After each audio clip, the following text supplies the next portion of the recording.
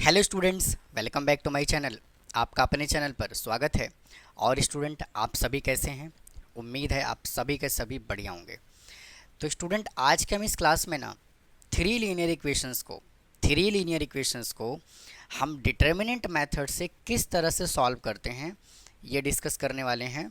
और मैंने to linear equations को डिटर्मिनेंट मेथड से किस तरह से सॉल्व करते हैं मैंने ऑलरेडी अपने चैनल पे बताया हुआ है। उसमें मैंने लीनियर इक्वेशंस के टाइप भी बताए हुए हैं, two type, homogeneous linear equation और नॉन होमोजीनियस लीनियर इक्वेशन। तो इस वीडियो पर आने से पहले आप उस वीडियो को ज़रूर देखें, लिंक आपको डिस्क्रिप्शन बॉक्स में मिल जाएगा। तो आइए आज की कहानी को शुरू करते हैं और बात करते हैं तीन लीनियर इक्वेशंस की। देखिए, तो स्टूडेंट, इस मेथड को ना हम क्रैमर रूल भी बोलते हैं। क्या बोलते हैं? क्रैमर रूल भी बोलते हैं।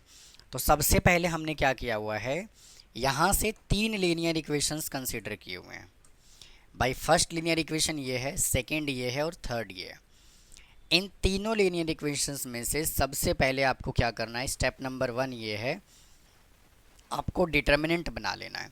क्योंकि इनको सॉल्व हम किस मेथड से करने लग रहे हैं? डिटर्मिनेंट मेथड से ही तो सॉल्व करने लग रहे हैं ना। तो क्या करोगे, यहाँ से डिटर्मिनेंट बना लोगे डी। डी डिटर्मिनेंट कैसे बनाओगे भैया? एक्स, वाई और जेड का कोफिशिएंट लिख लेना है। तो एक्स का कोफिशिएंट क्या होगा? a1, वाई का कोफिशिएंट क्या होगा? b1 और जेड का कोफिशिएंट होगा c1।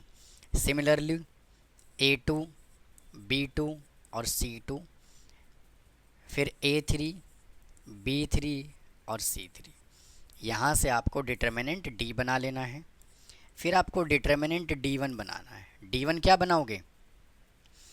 जो फर्स्ट कॉलम है ना, फर्स्ट कॉलम है, इसकी जगह पर d1, d2 और d3 लिखोगे। d1, d2 और d3 लिखोगे। और सेकेंड और थर्ड कॉलम को एज इट इज़ रखना है, मतलब कि b1, b2 और b3।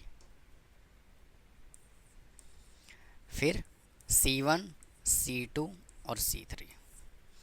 फिर आपको बना लेना है डिटर्मिनेंट d2। d2 के लिए क्या करोगे, फर्स्ट कॉलम को एज इट इज़ रखना है, मतलब कि a1, a2 और a3। और सेकेंड कॉलम की जगह पर लिख देना है d1, d2, d3। और थर्ड कॉलम को एज इट इज़ रखना है c1, c2 और c3। c1, c2 और c3। ठीक है भैया, समझ में आ रही है बात? चलो, अब क्या करोगे, बनाओगे d3। d3 डिटर्मिनेंट के लिए क्या करोगे, पहले दो कॉलम को सेम रखना है, मतलब कि a1, a2 और a3। और फिर b1, b2, b3। और थर्ड कॉलम की जगह d1, d2 और d3 आपको लिख देना है, फिट कर देना है। ठीक है, यहाँ से आपको तीन डिटर्मिनेंट बना लेना है, सॉरी चार डिटर्मिनेंट बना लेना है, d1, d2 और d3। फर्स्ट कॉलम की मतलब फर्स्ट डिटर्मिनेंट जब बनाओगे तो एक्स, वाई, जेड का कोफिशिएंट लिखोगे। सेकेंड डिटर्मिनेंट जब बनाओगे तो फर्स्ट कॉलम की जगह पर d1, d2, d3 लिखोगे, बाकी दो कॉलम सेम। सेकेंड डिटर्मिनेंट जब बनाओगे तो फर्स्ट और थर्ड सेम, सेकेंड कॉलम की जगह पर d1, d2, d3 लिखोगे। और थर्ड बनाओगे तो फर्स्ट और second column as it is, third column में d1, d2 और d3 लिख दोगे। ठीक है जी। अब क्या करना है, इसके बाद अगर डिटर्मिनेंट जीरो नहीं आया, अगर डी जीरो नहीं आया, मतलब कि क्या करोगे, इसके बाद डिटर्मिनेंट निकालोगे, इसका डिटर्मिनेंट निकालोगे। और मान लेते हैं इसका determinant not equal to zero आया, तो कहता है क्या, then the system of linear equations has unique solution. मतलब कि x का वैल्यू अलग मिलेगा, y का अलग मिलेगा, z अलग मिलेगा, मतलब एक यूनिक सॉल्यूशन देगा आपको। कैसे देगा, x is equal to formula लगाओगे d1/d, y is equal to लगाओगे d2/d और z इज इक्वल टू लगाओगे d3/d। ठीक है ना। मान लेते हैं भाई d जो है ना, भाई मान लेते हैं d एक क्वेश्चन मार्क आया, d1 हैश मान लेते हैं। ठीक है, d2 को स्टार कह देते हैं और D3 को कह देते हैं क्या, मान लेते हैं P कह देते हैं D3 को। तो x इज इक्वल टू जो वैल्यू निकालोगे तो D1 अपॉन डी, मतलब कि कोई वैल्यू आएगा hash divided by question mark, ये आपको x देगा। फिर y इज इक्वल टू निकालोगे तो स्टार अपॉन डी, तो ये कहीं आपको y जाके देगा। और z जब आप निकालोगे तो वहाँ पे हमने p लिया हुआ है, डिवाइडेड बाई क्वेश्चन मार्क आएगा। ठीक है, तो इस तरह से हम किसी भी लीनियर इक्वेशंस को सॉल्व कर सकते हैं बाय द डिटर्मिनेंट मेथड। आइए इस कहानी को आगे बढ़ाते हैं और बात करते हैं इसकी। देखिए, बात करते हैं कंडीशन फॉर कंसिस्टेंसी। भाई कोई भी इक्वेशन जो है वो कंसिस्टेंट और इनकंसिस्टेंट कब होगा, कंडीशन फॉर कंसिस्टेंसी, यहाँ से क्वेश्चन पूछने के चांसेस काफ़ी ज़्यादा होते हैं भैया। तो आप इसको बहुत ध्यान से समझोगे और साथ में इसको आप नोट भी करते चले जाओ, है ना। देखो, अगर d नॉट इक्वल टू 0 आया तो क्या कहता है, the given system is consistent. System का मतलब इक्वेशन है यहाँ पर। System is inconsistent and independent and unique solution देगा। x अलग देगा, y अलग देगा, z अलग देगा, कुछ x y z की डिफरेंट डिफरेंट वैल्यू आएगी, मतलब कुछ ना कुछ वैल्यू देगा। अगर d 0 नहीं आया तो, क्योंकि देखो ना आप, अगर d 0 आ गया तो नॉट डिफाइंड नहीं होगा क्या ये भाई। अगर मान लो d1 कोई वैल्यू आया 2 और d 0 आ गया तो नॉट डिफाइंड हो जाएगा ना। तो कहीं ना कहीं d को तो 0, तो कहीं ना कहीं d1, तो कहीं ना कहीं d को तो नॉन जीरो होना पड़ेगा कि नहीं होना पड़ेगा। फिर क्या कहता है, if d is equal to 0, अगर डिटर्मिनेंट 0 आ गया तो कहता है at least one of non zero. भाई मान लेते हैं d 0 आ गया, ठीक है, at least one of non zero, मतलब कि d1 d2 d3 कोई एक वैल्यू जो है वो कम से कम एक वैल्यू 0 के इक्वल नहीं आया, ठीक है ना, is non zero, then system is inconsistent and no solution. ठीक है जी, मतलब d 0 आ गया लेकिन d1 d2 d3 अगर कोई इनमें से कम एक वैल्यू नॉन जीरो आ गया तो क्या कहलाएगा, नो सॉल्यूशन कहलाएगा। फिर क्या कहता है अगले में, d d1 d2 d3 तीनों ही अगर जीरो आ गया तो then the system may or may not be consistent. In this case, system is consistent, then it will infinite many solution। Consistent हो भी सकता है, नहीं भी हो सकता है, और अगर ये कंसिस्टेंट है तो इनके मैनी सॉल्यूशन पॉसिबल हैं।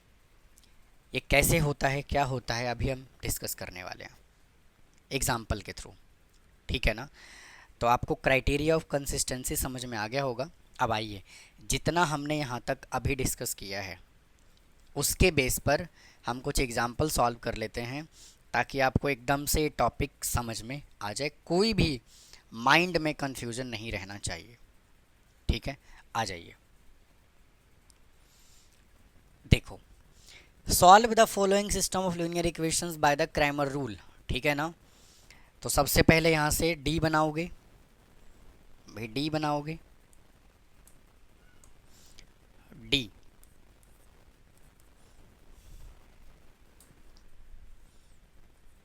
तो क्या बनाओगे, 6 1 -3, फिर 1 3 -2 और 2 1 और 4। इसका डिटर्मिनेंट निकालो, क्या आएगा, 6 को रखोगे एज इट इज, 6 से रिलेटेड ये डिलीट 4 3 जा 12 +2, फिर -1 इंटू 1 से रिलेटेड ये डिलीट 1 को 4 से मल्टीप्लाई किया 4 और 2 को -2 से मल्टीप्लाई किया -4, तो माइनस माइनस प्लस का 4, फिर प्लस का साइन लगाओगे और इधर आ जाएगा आपका -3 से रिलेटेड ये डिलीट 1 को 1 से मल्टीप्लाई किया 1 -2 3 जा 6, तो यहाँ से 14 6 जा 84 -8 और फिर यहाँ से आ जाएगा आपका +5 3 जा 15, इज इक्वल टू, इसको सॉल्व कर लोगे तो आपका आएगा 89, मतलब कि 91। इसको सॉल्व करोगे 99 तो इधर आएगा आपका 91। उसके बाद निकालोगे क्या, D1। भाई उसके बाद निकाल लोगे D1 is equal to, D1 कैसे निकालोगे, 6, 1 और 2 की जगह पर क्या रखना है, 5, 5 और 8। तो यहाँ रख दीजिए 5, 5 और 8। बाकी के दोनों एलिमेंट सेम, 1, 3, 1 और -3, -2 और 4। निकालो ज़रा इसका डिटर्मिनेंट D1 कितना आएगा। सबसे पहले 5 लिखोगे, 5 से रिलेटेड ये डिलीट, 4 3 जा 12 +2। फिर यहाँ पे साइन लोगे -1 का, फिर -1 से रिलेटेड ये डिलीट, 4 5 जा 20 और +8 2 जा 16। फिर यहाँ पे साइन लगाओगे पॉजिटिव का और लिखोगे -3, और -3 से रिलेटेड ये डिलीट, 5 को 1 से मल्टीप्लाई करोगे 5 और 8 को 3 से मल्टीप्लाई करोगे तो आ जाएगा 24। इसको सॉल्व कर लीजिए 70। फिर यहाँ से आ जाएगा आपका -36, फिर +19, 19 इंटू 3 कितना होता है, 57। इसको सॉल्व कर लीजिए, 70 में से 36 को माइनस करोगे तो आएगा 34, और 34 को 57 में ऐड करोगे तो आएगा 91। तो यहाँ से कितना आ गया, 91। अब निकालिए क्या, D2। D2 निकालोगे तो 6 1 2 as it is, 6 1 2 as it is, और सेकेंड कॉलम की जगह पर क्या रखना है, 5 5 8, 5 5 और 8। उसके बाद third column as it is, -3 -2 और 4, -3 -2 और 4 इज इक्वल टू, निकालते हैं डिटर्मिनेंट। सबसे पहले 6 लिखोगे, 6 से रिलेटेड ये डिलीट, 5 4 जा 20 +8 2 जा 16। फिर यहाँ पे साइन आएगा -5 इंटू, -5 से रिलेटेड ये डिलीट, तो 1 को 4 से मल्टीप्लाई किया तो 4 और प्लस का 4। अब यहाँ पे लिखा जाएगा -3 इंटू, -3 से रिलेटेड ये डिलीट, 8 को 1 से मल्टीप्लाई किया 8 माइनस, और 2 को 5 से मल्टीप्लाई किया 10। तो यहाँ से आएगा 36 6 जा 216 -8 5 जा 40। फिर यहाँ पे आएगा प्लस का 6 इज इक्वल टू, इसको सॉल्व कर लोगे तो आ जाएगा 182। अब निकालो D3। D3 निकालने के लिए first column as it is 6 1 2, 6 1 और 2, और फिर सेकेंड कॉलम 1 3 1, 1 3 और 1, और थर्ड कॉलम की जगह पर क्या लिख दोगे, लिखोगे 5 5 8, 5 5 और 8 इज इक्वल टू। अब इसका निकाल लो डिटर्मिनेंट। देखिए 6 को रखेंगे एज इट इज, और 6 से रिलेटेड ये डिलीट, 8 3 जा 24 -5। फिर यहाँ पे साइन आएगा माइनस का 1 इंटू, 1 से रिलेटेड ये डिलीट, 8 को 1 से मल्टीप्लाई किया 8 -5 2 जा 10। फिर साइन यहाँ प्लस का आएगा और यहाँ लिखोगे 5 इंटू, 5 से रिलेटेड ये डिलीट, 1 को 1 से मल्टीप्लाई किया 1, और 2 को 3 से मल्टीप्लाई किया माइनस का 6। तो इधर आपका आ जाएगा 6 इंटू 19 114 माइनस प्लस 2, और इधर आ जाएगा माइनस का 5 5 जा 25। तो यहाँ से आपका आ जाएगा 116 16 में से 25 को माइनस करो तो यह आ जाएगा 1 और 9 यानी कि 91। तो इसका डिटरमिनेंट भी कितना आ गया 91। तो यहाँ से x निकालने का फॉर्मूला क्या होता है d1/d इज इक्वल टू, और d हमने कितना निकाला है चेक करो, d हमने निकाला है 91, 91 अपॉन, और d1 कितना निकाला 91, तो ये कितना आ गया 1। फिर y is equal to formula क्या होता है d2/d, d2 हमने निकाला 182/91 इज इक्वल टू 2, और z is equal to formula क्या बनेगा d3/d, d3 हमने निकाला 91 और d भी हमने कितना निकाला 91, तो कितना आ गया 1। तो ये हो गया x, y और z। तो इस तरह से हम x, y, z की वैल्यू कैलकुलेट कर सकते हैं।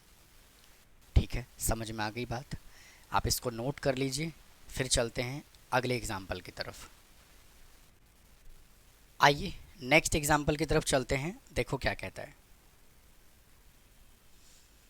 कहता है by using the determinant solve the following system of linear equations. देखो इसको भी हमें क्या करना है सॉल्व करना है। तो सबसे पहले क्या करोगे d बना लोगे।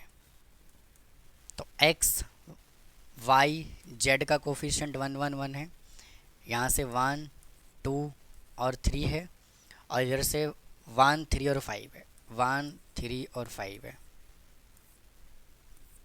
ठीक है ना। इसका डिटरमिनेंट निकालोगे d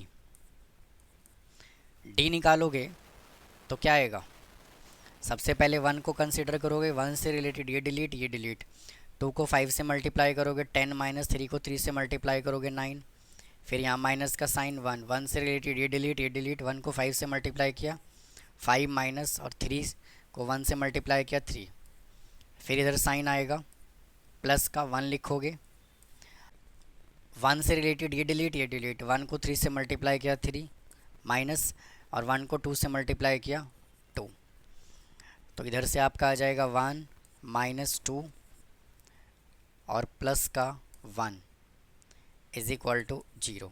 तो यहाँ पे स्टूडेंट d हमने कितना निकाल लिया 0, ये d निकाला।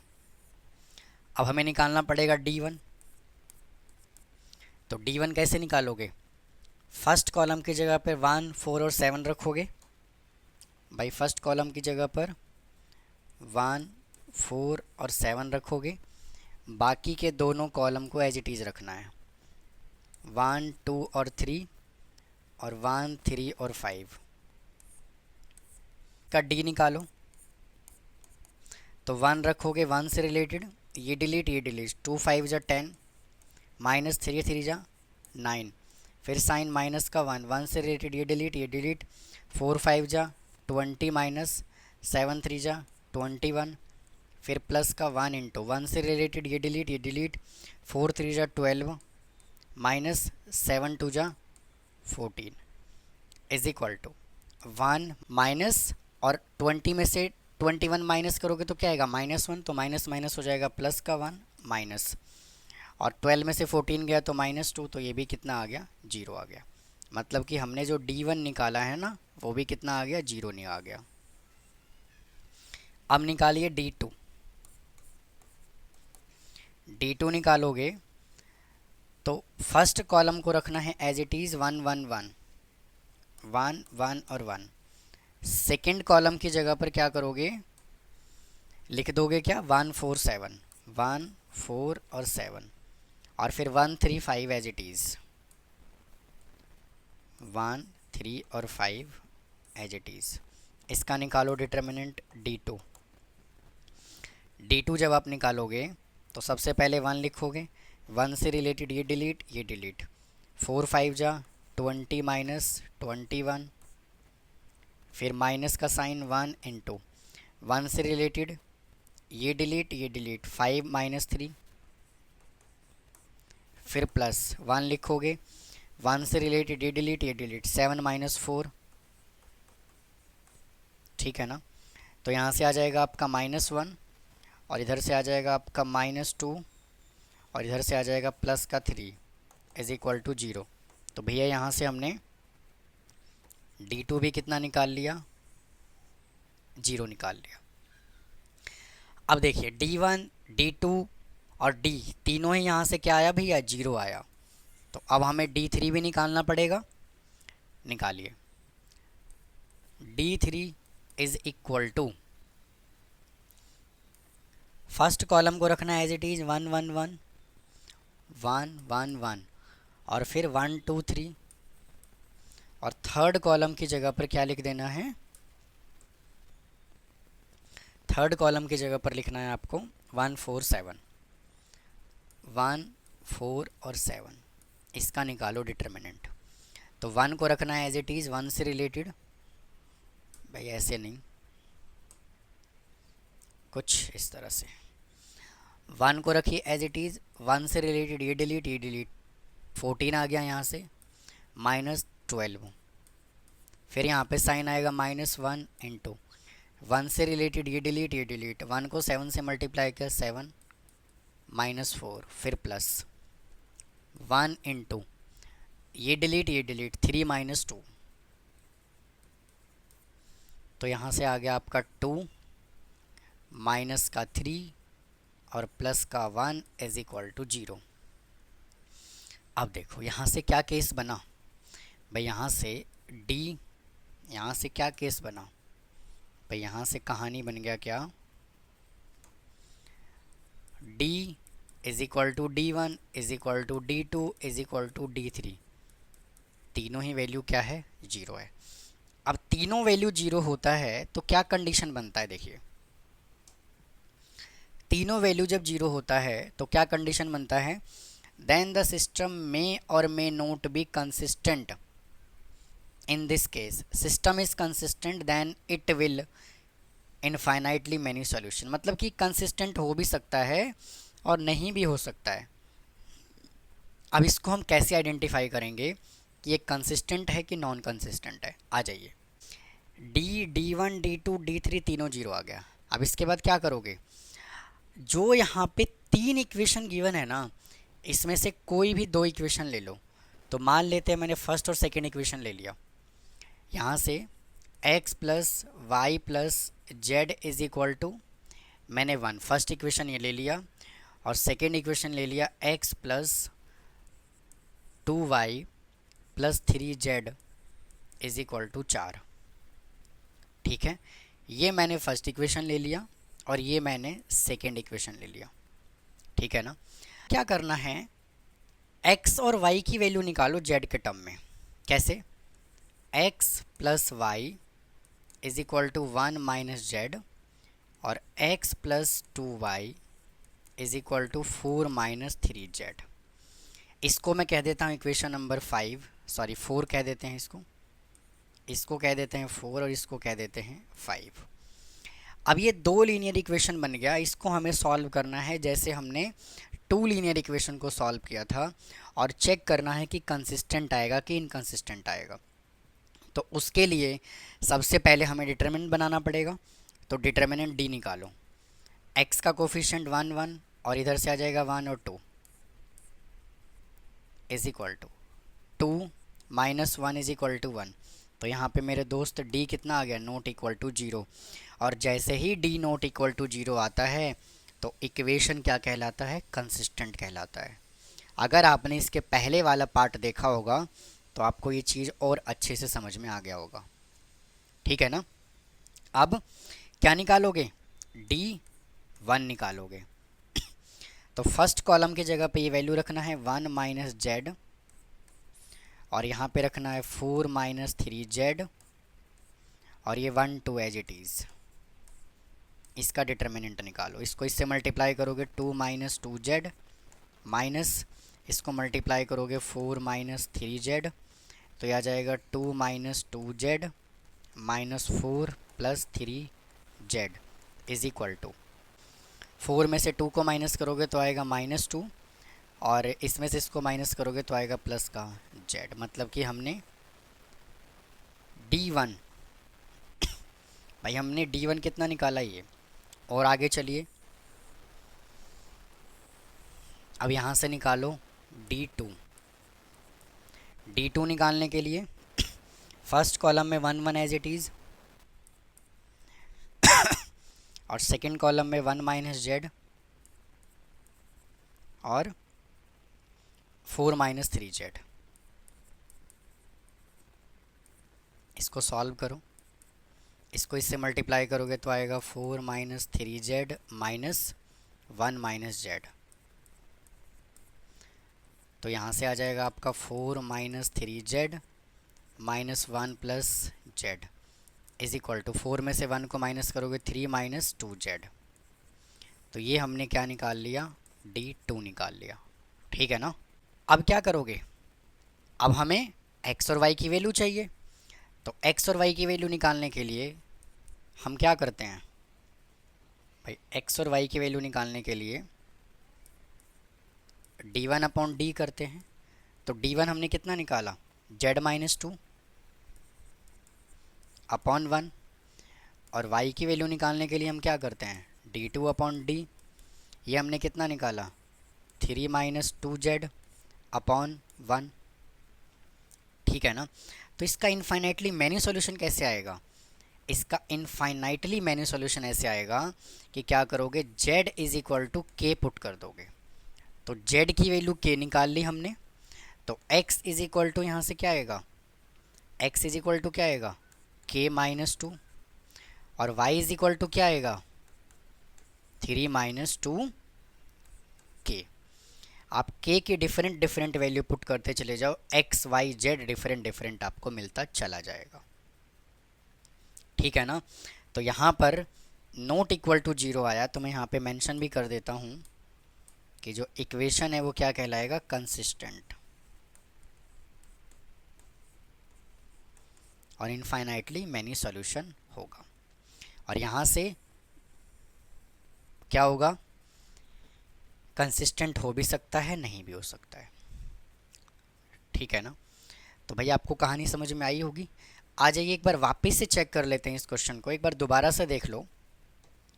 देखो हमें यहाँ पे 3 इक्वेशन गिवन था। सबसे पहले हमने d निकाला, 0 आ गया, d निकाला 0 आ गया, d1 निकाला 0 आ गया, d2 निकाला 0 आ गया, d3 निकाला 0 आ गया। मतलब d1 d2 d3 d चारों के चारों डिटर्मिनेंट आ गए 0।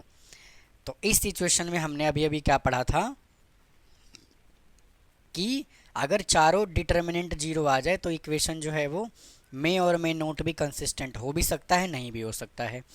तो इसको हमने वेरीफाई करने के लिए क्या किया, हमने 3 लीनियर इक्वेशन में से हमने 2 लीनियर इक्वेशन वापस से कंसिडर किया। उसके बाद हमने 2 इंटू 2 फिर क्या किया, एक्स वाई की वैल्यू जेड के टर्म में निकाला, मतलब कि जेड को उधर लेकर के चले गए, और x plus y is equal to 4 minus 3z। वापस से हमें ये 2 लीनियर इक्वेशन मिला। जैसे 2 इंटू 2 लीनियर इक्वेशन को जैसे सॉल्व करते हैं वही मेथड इसके बाद फॉलो करना है। फिर d निकाला, नॉट इक्वल टू 0 आ गया। अगर यहाँ पे 0 आ जाता, अगर यहाँ पे 0 आ जाता तो क्या होता, सिस्टम इज इनकंसिस्टेंट होता, फिर आगे सॉल्व नहीं करते, हम यहीं छोड़ देते। जबकि यहाँ पर क्या आ गया, नॉट इक्वल टू 0 आ गया, इसलिए हमने d1 भी निकाला, d2 भी निकाला, x और y की वैल्यू निकाली, और फिर x का वैल्यू क्या मिला हमें, z माइनस 2 अपॉन 1, मतलब z माइनस 1, y मिला 3 माइनस 2z, और z को हमने k जूम किया तो z is equal to k आ गया, x इज इक्वल टू ये, y इज इक्वल टू ये। तो इस तरह से आपको क्वेश्चन को सॉल्व करना है। तो उम्मीद है स्टूडेंट आपको 3 linear equations by the determinant method या क्रैमर रूल से सॉल्व करना समझ में आ गया होगा। अगर फिर भी कोई डाउट है तो कमेंट बॉक्स में कमेंट करो, चैनल को सब्सक्राइब करो, वीडियो को लाइक करो, और आप मुझसे डायरेक्ट जुड़ सकते हैं व्हाट्सअप करके, टेलीग्राम करके। आपको phone number, contact number, WhatsApp number और टेलीग्राम नंबर डिस्क्रिप्शन बॉक्स में मिल जाएगा। तो मिलता हूँ फिर नेक्स्ट कहानी के साथ। थैंक यू, धन्यवाद।